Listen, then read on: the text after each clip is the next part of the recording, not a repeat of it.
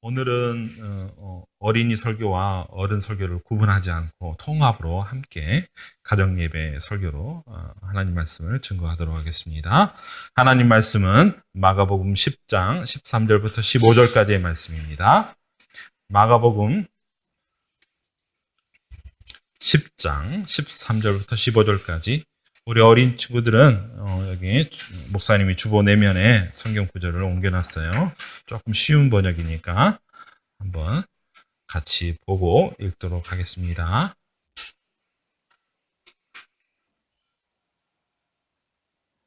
같이 한번 읽어볼까요? 시작. 사람들이 예수께서 만져주심을 바라고 어린아이들을 데리고 오매 제자들이 꾸짖거늘 예수께서 보시고 노하시어 이르시되 어린아이들이 내게 오는 것을 용납하고 금하지 말라.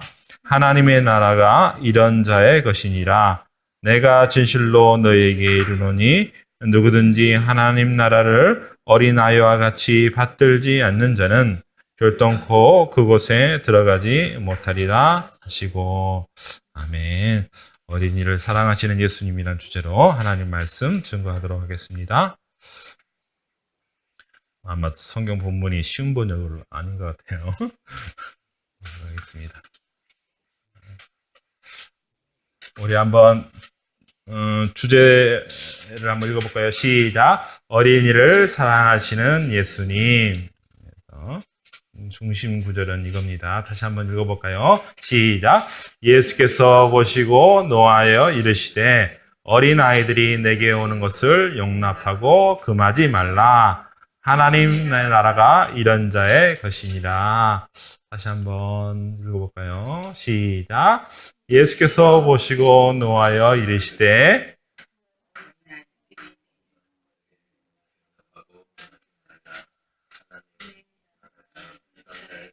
하나님의 나라가 이런 자의 것이니라. 예. 여러분에게 질문 하나 드리고 싶어요. 질문. 대한민국 직업 중 가장 신뢰를 받는 직업은 무엇일까요? 심지어 92.9%의 신뢰를 사람들이. 이게 뭘까요? 맞힌 친구. 신뢰. 여기. 믿을만하다. 저런 일을 하는 사람들은 진짜 믿을만하다. 어디? 고마워요. 근데 아니에요. 아쉽게도. 또 열심히 노력할게요. 그럼 뭘까요? 제일 믿을 만한 일을 하고 있는 사람 뭘까요? 누구일까요? 딩동댕. 잘했어요. 우리 친구 별점 하나 주겠어요.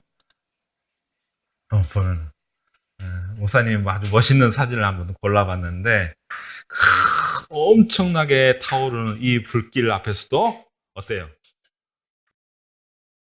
도망가는 당당하게 서 있는 모습 볼 수 있죠? 이 불이 나면 좀 어려운 상황이잖아요. 그런데 어떤 사람들은 살려고 막 도망 나오는, 이렇게 뛰쳐나온 사람이 있고, 이 소방관은 어떤 사람이에요? 살리려고 그 불 속에 위험한 것도 마다하지 않고 확 뛰어드는 사람이에요.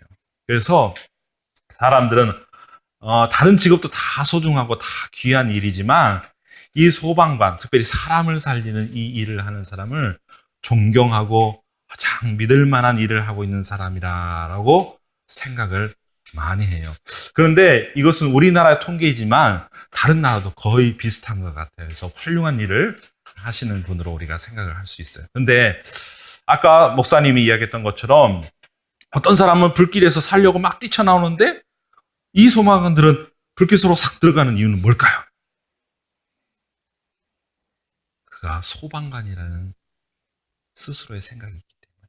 그리고 소방관은 이런 일들을 해야 된다는 책임감을 갖고 있기 때문에.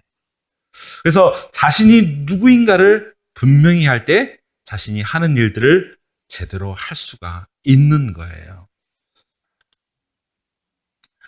오늘 본문의 이야기를 하고 싶어요. 먼저 질문을 던지고 싶어요. 우리 친구들은 자신을 어떻게 생각해요? 우리 친구들, 내 자신을 어떻게 생각을 하고 있어요?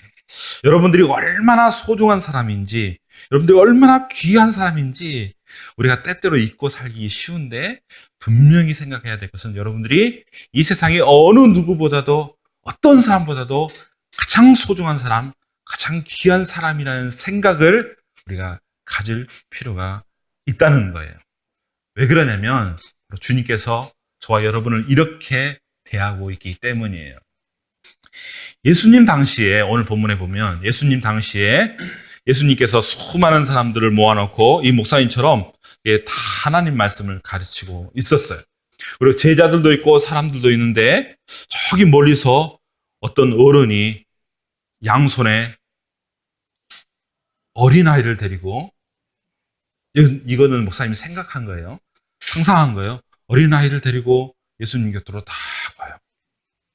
예수님 앞에 와가지고 사람들이 다 모여 있는데 아무래도 해집고 막 들어가겠죠. 막 해집고 들어가서 어린아이들을 예수님 앞으로 딱 내미는 거예요. 왜 그랬을까?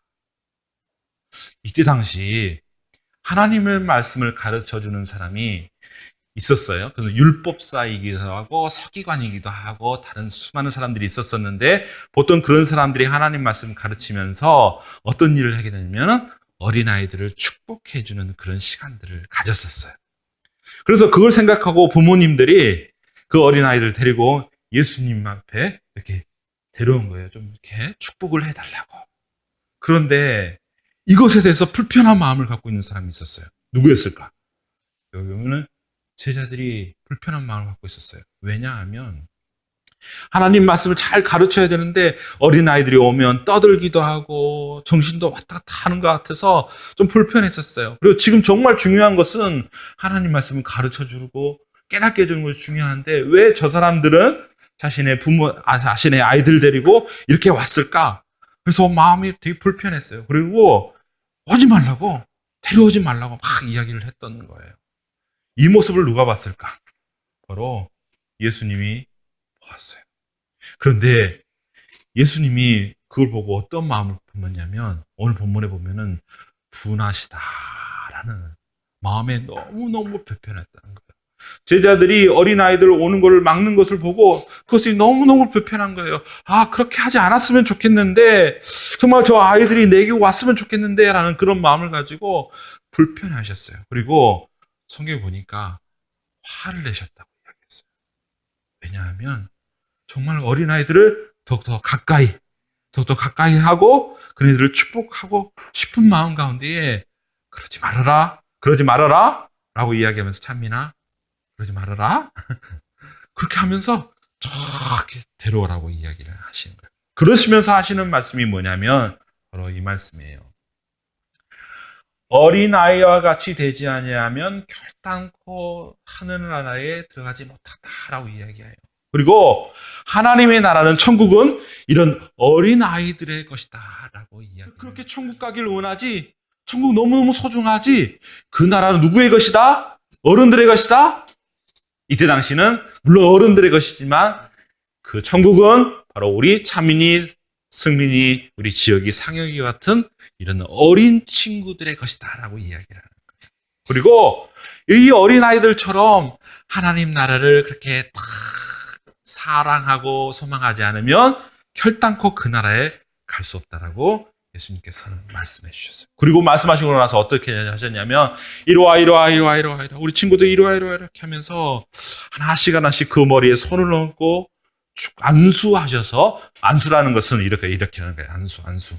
이렇게 해가지고 오늘 예배 끝날 때쯤에서 목사님이 안수해 줄 거예요. 우리 친구들 이렇게 해서 쭉 해서 하늘의 복을 구하고 하나님 우리 아이를 축복해 주옵소서 간절히 사랑하면서 축복하면서 기도해 주는 시간들을 주님께서 가지셨어요. 이런 식으로 하셨어요. 얼마큼 예수님이 우리의 친구들을 사랑하고 좋아하시는지. 그런데 이때뿐만 아니라 오늘도 하나님이 저와 여러분, 특별히 우리 어린 친구들을 너무너무 소중하게 생각하셔서 뭐라고 얘기하냐면 너희들에게 천국을 주기를 원한다. 천국의 기쁨을 주기를 원한다는 그런 마음을 갖고 계세요. 그렇다면 우리 친구들 어떤 마음을 가지고 살아야 될까? 어떤 마음을 가지고 살아야 될까? 당당하게 살아야 되는데 어떤 당당함이냐면 하나님이 여러분들에게 천국을 주기를 원하시는데 왜 주기를 원하시냐면 바로 여러분들이 하나님의 자녀이기 때문에. 누구의 자녀라고요? 하나님의 자녀. 엄마 아빠의 아들이지만 원래 여러분 소속이 누구의 어디인 줄 알아요? 엄마 아빠의 소속이 아니고 원래 소속은 하나님 나라의 소속이에요. 하나님의 소속이에요. 그래서 얼마나 소중하고 얼마나 귀한지 몰라요. 그래서 우리가 살아갈 때, 우리 친구들이 살아갈 때 이렇게 살아갔으면 좋겠어요. 밑에 있는 글씨 한번 읽어볼까요? 시작. 왕의 자녀답게 살아요. 다시 한번 읽습니다. 시작. 왕의 자녀답게 살아요. 하나님의 자녀, 하나님의 아들답게 씩씩하고 당당하게 살아갔으면 좋겠어요. 여러분, 내 아버지가 왕이라면 얼마나 힘이 있겠어요. 내 아버지가 큰 능력과 큰 권세를 갖고 있다면 얼마나 용기가 있겠어요. 그래서 여러분들은 왕의 자녀답게 살아요. 그래서 아까 이야기했잖아요. 이 소방관, 저 불타오르는 불길 아시도 이 당당한 모습으로 딱 서 있는 것처럼 나는 소방관이다 라는 생각 때문에 저 불길 가운데서도 당당하게 서 있고 나갈 수 있는 거예요. 마찬가지로 여러분도 이 세상을 살아가면서 왕의 자녀답게 어떤 상황 가운데서도 당당하고 씩씩하고 담대하게 맞서서 나가서 승리하는 우리 모든 친구 여러분들이 되시기를 제가 간절히 소원합니다. 소원합니다. 그래요. 그런데 이런 왕의 자녀를 우리 부모님들이 어떻게 양육할 수 있을 것인가가 우리 부모님들의 숙제인 것 같아요. 왕의 자녀로, 하나님의 자녀로 우리 아이들을 키울 때 가장 우리가 먼저 가져야 될 생각은 뭐냐면 우리 아이들이 맡겨진 아이다라는 분명한 신탁 의식이 있어야 돼요. 내 몸으로 난 자식이지만 하나님께서 나를 통해 이 세상에 보내신 하나님의 자녀라는 분명한 신탁 의식이 있을 때 우리가 우리 아이들을 대하는 태도와 자세가 달라지리라 생각을 합니다. 어떤 모양이든 우리 자식이 어떤 모습을 가지고 이 세상에 태어났건 그게 부족하든 탁월하든 상관없어요. 어떤 연약함과 어떤 탁월함을 갖고 있든 상관없이 다 내게 맡겨주신 하나님의 자녀라는 분명한 그 의식을 가질 때에 우리 자녀들을 최선을 다해서 섬기며 양육하며 키울 수 있을 것입니다. 그렇다면 우리 부모님들이 어떻게 우리 아이들을 훌륭한 왕의 자녀로 키울 수 있을 것인가 생각을 하게 될 때 한 가지만 말씀을 드리고 싶어요. 우리 부모님들이 행복하고 좋은 삶을 살면 되는 것입니다. 행복하고 좋은 삶. 만 2살, 3살 때까지는 아이를 목숨 걸고 지켜야 돼요.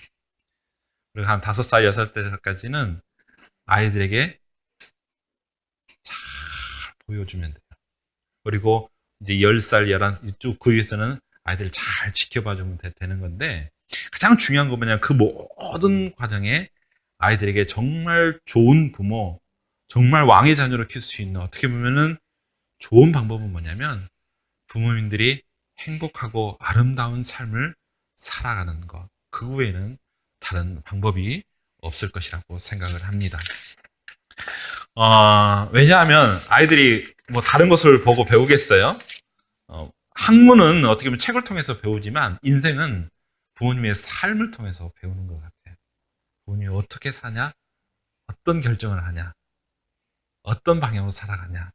그것이 아이들의 인생의 교훈이며 길이 될 것입니다. 비고스키라는 러시아 교육학자의 말을 좀 인용을 하고 싶어요. 부모님의 행동들은 자식들에게 큰 영향을 주고요. 자식과 뭐 대화를 나누고 뭐 가르쳤다고 해서 자녀들을 교육시켰다고 할 수가 없다라고 그런 이야기를 하고 있어요. 그는 이런 이야기 하더라고요. 생활의 매 순간, 심지어 부모가 집에 있지 않을 때에도 자녀는 교육을 받고 있습니다. 부모가 어떤 옷을 입고 어떤 사람들에게 어떤 식으로 말하며 즐거움과 불쾌함을 어떻게 표현하고 다른 사람들을 어떻게 대하는지 또 어떻게 웃고 어떤 책을 읽는지가 모두 자녀에게 교육적으로 큰 의미가 있다라고 이 교육학자는 이야기하고 있어요. 그만큼 우리들이 자녀들에게 미치는 영향들이 크리라 생각을 합니다. 그렇다면 우리 부모가 정말 행복하게 사는 것이 중요한데요. 그다음에 우리 부부가 어떻게 행복하게 살 수 있을 것인가? 부모가 어떻게 행복하게 살 수 있을 것인가? 어떻게 행복한 관계를 맺을 수 있을 것인가? 라고 했을 때 성경은 우리들에게 그 답을 이렇게 제시를 하고 있습니다. 창세기 2장 18절 말씀에 한번 찾아볼까요? 창세기 2장 18절 말씀. 창세기 2장 18절 말씀. 우리 부부가 어떻게 행복한 관계를 맺으면서 살아야 할지 하나님 말씀은 이렇게 우리들에게 전하고 있습니다. 창세기 2장 18절 말씀. 창세기 2장, 구약 2장입니다. 다 찾으셨으면 저희들이 큰 목소리를 같이 읽어 내려가도록 하겠습니다. 시작. 여호와의 하나님이 이르시되 사람이 혼자 사는 것이 좋지 아니하니 내가 그를 위하여 돕는 배필을 지리라 하시니라. 중요한 단어가 있어요. 중요한 단어는 뭐냐면 바로 돕다라는 단어예요. 돕는. 아담을 창조하시고 하나님께서 그가 홀로 있는 것을 바라보니 별로 좋지 않다라고 생각하셨어요. 그리고 누구를 허락하셨냐면 그를 돕는 하와, 돕는 배필을 허락해 주셨어요. 여기서 중요한 건 뭐냐면 돕는다. 하나님께서 창조하실 때 모든 관계를 맺는 방식을 이렇게 이야기해서 너네들은 도와야 된다라고 이야기했어요. 여기서는 아내가 남편을 돕는다는 그런 개념보다 인간이 인간에게 어떻게 대해야 될 것인가, 어떻게 관계를 맺어야 될 것인가 근본적인 답을 주고 있는 거예요. 우리는 도와야 되는 존재예요. 특별히 남편은 아내를 돕고 아내는 남편을 도와야 돼요. 왜냐하면 그 자체가 연약한 존재. 서로의 도움이 필요한 존재로 하나님께서는 우리를 창조하셨어요. 그래서 그 서로 돕는 일들로 하나 되게 하고 아름다운 하모니를, 아름다운 조화를 이루는 공동체로 우리의 가족 공동체를 하나님께서는 허락해 주셨어요. 그래서 남편이 아내에게 될 때 내가 무엇을 도와주어야 될 것인가를 먼저 생각해요. 그리고 아내는 남편을 될 때 내가 저 아내의 부족한 부분들이 무엇인가 불평하고 또 불편해하는 것이 아니고 내가 도와주고 내가 지켜주고 내가 세워줘야 할 도움의 부분이라고 생각을 해야 한다는 것이에요. 그런데 그 반대로 불편해하거나 힘들어하거나 때로는 원망하게 된다면 거기서부터 가정의 관계가 깨어지고 어려운 상황 가운데 가게 된다는 것입니다. 그래서 우리가 기억을 해야 될 건 뭐냐면 아내와 남편, 특별히 부부 관계에서는 내가 어떻게 저 사람을 도울 것인가, 어떻게 마음으로, 영으로, 육체적으로 또 여러 가지 상황적으로 어떻게 도울 것인가를 깊이 있게 생각할 때 하나님께서 만들어 놓으신 태초의 에덴의 천국의 그 기쁨과 그 행복한 시간들을 우리가 보낼 수 있다는 사실이에요. 그런데 그 돕는 것에서도 순서가 있어요. 누가 도와야 될 것인가 라고 했을 때 주님은 이렇게 이야기하고 있어요. 먼저 도우라. 요구하기보다는 먼저 생각하고 먼저 도우라라고 이야기를 하고 있어요. 요한일서 4장 19절에 이렇게 이야기하고 있어요. 우리가 사랑함은 그가 먼저 우리를 사랑하셨습니다. 요한 사도가 마지막 때에 사랑이 부족할 것을 생각하여서 마지막 때에 너희들이 필요한 것이 무엇이냐면 서로 사랑하되 먼저 주님께서 우리를 사랑하셨던 것처럼 너희도 사랑하라고 이야기하셨어요. 가장 사랑의 근원은 먼저 사랑하시는 주님, 그리고 그 다음에 우리가 사랑할 수 있는 거예요. 그래서 사랑의 우선순위는 뭐냐면, 돕는 우선순위는 뭐냐면 저 사람이 나를 도우면 내가 하겠다는 것이 아니고 내가 먼저 저 사람을 사랑하고 도울 때에 그 다음에 사랑의 일들이 일어난다는 거예요. 그래서 먼저 사랑의 열쇠로 사람의 마음의 문을 열면 사랑의 일들이 일어나고, 먼저 마음 가운데 돕는 열쇠를 가지고 열면은 서로 돕는 일들이 일어난다는 사실이에요. 가정생활을 이제 오랫동안 해보니까 이 말씀이 진리인 것 같아요. 때로는 연약함 때문에 이렇게 못함으로 말미암아 또 갈등과 여러 가지 일들을 우리가 또 경험하게 되는데, 하나님 말씀은 이렇게 이야기해요. 먼저 도우라. 먼저 사랑하라. 그래야 할 때 가정은 천국이 되며 에덴이 될 것이다. 먼저 사랑하는 모습들을 우리 아이들이 보게 될 때, 우리 아이들의 마음 가운데, 삶 가운데, 모든 관계 가운데 평화의 일들이 일어나며 화목의 일들이 일어나며 하나님의 나라의 일들이 우리 자녀들 삶 가운데 일어날 것을 믿습니다. 그래서 다른 거 없는 것 같아요. 먼저 우리 부부가 먼저 사랑하고 먼저 돕는 일을 통해서 아름다운 가정을 이룰 때에 우리 자녀들이 믿음의 자녀로, 왕의 자녀로 이 세상을 당당하게 살아갈 것을 믿습니다. 이런 하나님의 나라가 저와 여러분의 가정 가운데에 이루어지기를 이 시간 우리 주님의 이름으로 간절히 축복하며 소원합니다. 아멘.